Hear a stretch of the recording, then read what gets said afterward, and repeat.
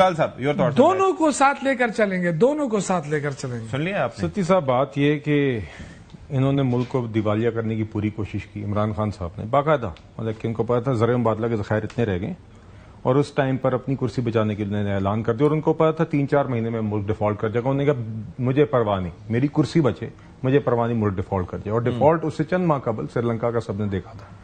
उसके बाद जब हमने अभी हुकूमत संभाली तब भी इनका ये ख्याल था कि 5-6 माह चल सकेगी, ये मुआशी हालात नहीं संभल सकते, ये हुकूमत गिर जाएगी। वो मुआशी हालात भी संभल गए, इस्तेहकाम भी आ गया, जंग पाकिस्तान पर मुसल्लत होगी, पाकिस्तान जंग जीत गया अल्हम्दुलिल्लाह।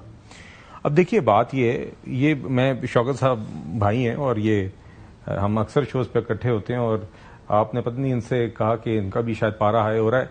इनके अंदर खास बात यह है कि बाकी पीटीआई का सबका पारा हाई होता है, इनका नहीं होता। तो ये इनके अंदर एक खसूसियत जरूर है, साहब भी ऐसे मगर एक दो और साथी हमारे ऐसे हैं ना, ये आप सही कह रहे हैं, चंद साथियों में उनमें से हैं जो ये ऐसी बात करते हैं। मगर देखिए बुनियादी बात ये सत्ती साहब के ये सब चीजें अपनी जगह, पीटीआई इंतहा की कंफ्यूजन का शिकार है और ये एक इम्पेडिमेंट है। ये सिर्फ टॉक शोज की बात नहीं, आप कहते हैं ना उनसे बातचीत करें।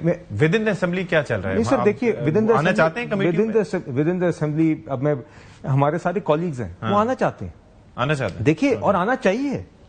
सलमान अकरम राजा ने भी आज देखिए बात यह है कि आप जो ये कौमी इश्यूज की बात कर रहे हैं, हम तो चाहते हैं कि आप कंस्ट्रक्टिव तरीके से चैलेंज करें, आप वहां पे सवाल करें, हम जवाब दें। स्टैंडिंग कमेटीज के अंदर सर मैं पिछले 1 साल से मैं देख रहा हूं फाइनेंस की पिछले बजट से इनके कुछ कॉलीग्स होते थे, सवाल करते थे, कुछ जगहों पे हमने बजट के अंदर चीजें चेंज की थी पीटीआई के और ऑपोजिशन के भी लोगों के पॉइंट आउट करने पे डिबेट डायलॉग के बाद।